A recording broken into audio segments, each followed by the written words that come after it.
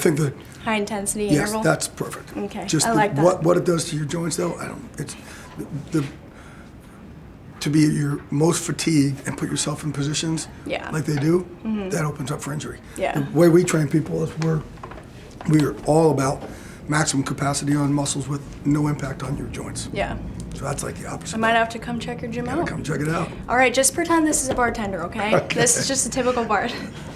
Okay, ready? Okay, so I just want to talk football with you. Obviously, the upcoming season's right around the corner. What is a team that you like the most that others may not right now? Probably Minnesota Vikings. It's like they got another first-round pick and Adrian Peterson coming back. Mike Zimmer I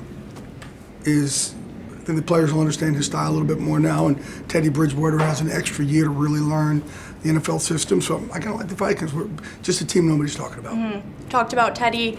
Do you see him taking more of a command this year? Yeah, that's a good question. I think last year was almost, man, it's like a wash because of all the stuff that went on with Adrian. It wasn't a regular year. So now this year, he almost gets to do the normal rookie stuff, which, you know, like last year he had to really grow up. This year he can kind of go through the normal stuff you would really be able to just focus all your attention on, where his attention was all over the place last year. Yeah, so you do see him taking more command then? Yeah, I think so.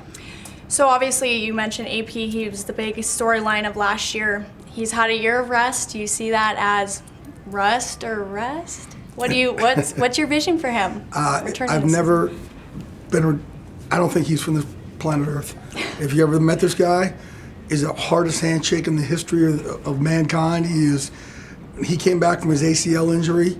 It was like, I remember being out there in training camp and Adrian saying to me, Glaze, can you tell the trainers, tell the coaches that I'm good to go. They were holding him back.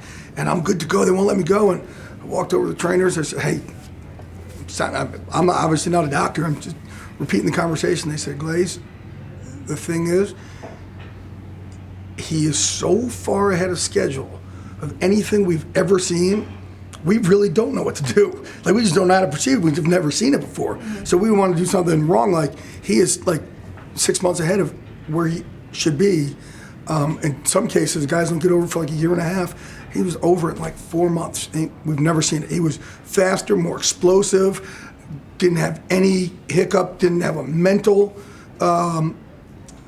hiccup at all in just thinking about the knee. And they're like, we've never seen anything like it. What kind of an impact do you think Trey Waynes is going to make?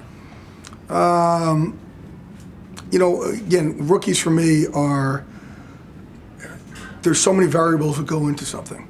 And that's why a lot of times you see these guys come out, anybody from a Tom Brady to just look at that both the Super Bowl teams, how many undrafted players they had that shined, or late picks like Tom did. When football becomes your full-time job and you're able to put all those hours in, that often defines who you're going to end up being. Actually, the secret of success isn't hard. Just outwork everybody else. Doesn't take a rocket science to figure that out. Most of these guys can't figure it out.